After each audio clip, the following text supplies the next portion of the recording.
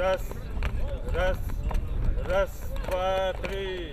Служить Родине – долг каждого мужчины. Под таким лозунгом началась официальная часть сегодняшнего мероприятия. Среди присутствующих не только призывники, но и юноши, которые в будущем призваны стать на защиту своей Родины. Юноармеец Хусейн Ташхоев давно интересуется военным делом, поэтому этот день юноша ждал с нетерпением. Нам делали экскурсии, сейчас нам показали сборку оружия. Много видов разного оружия нам показали. Сейчас мы рассматриваем бронетехнику. И думаю, такие мероприятия нужно почаще проводить. Я планирую стать в будущем, если стану, то военным врачом, на такую тематику.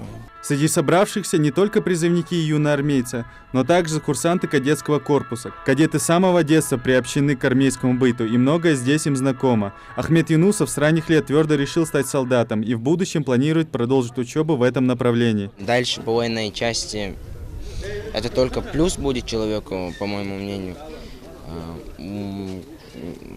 Каждый мужчина должен служить Отечеству, должен отдавать долг своей родине. На мероприятии также присутствует и глава республики Юнусбек Евкуров. Руководитель региона поделился с призывниками своим военным опытом, а также призвал молодежь ответственно подходить к воинской службе. По контракту хайпаргаты Болгувалыш, хайпаргаты Алпидолыш, хайпаргаты через 10 лет заслуженно по закону квартиру Бог бага. Или еще Куан Лом Шаш, малыш ходы бизнес. Кем вы хотите быть? Я же скажу, что в классе должен быть еще с этого класса кто первый выскочит, кто станет кем. Два колдышей. Вот это волка, чтобы делать это, мы чаще доли, что камен долги, мокин долги.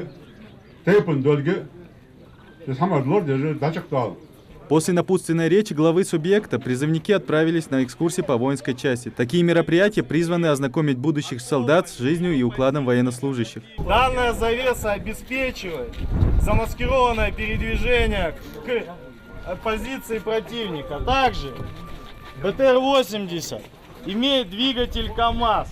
260 лошадиных сил объемом 10,8 литра. Каждый мальчишка хоть раз представлял себя военным, а главный атрибут солдата – это оружие. На стендах представлены штурмовые винтовки. Призывникам рассказали о технике безопасности при использовании огнестрела, а также показали мастер-класс, как разбирать и собирать автомат.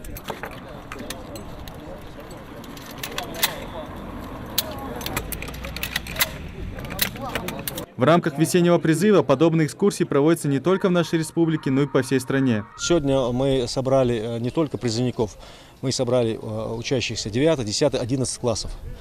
Помимо этого здесь есть и юноармейцы, есть и кадеты.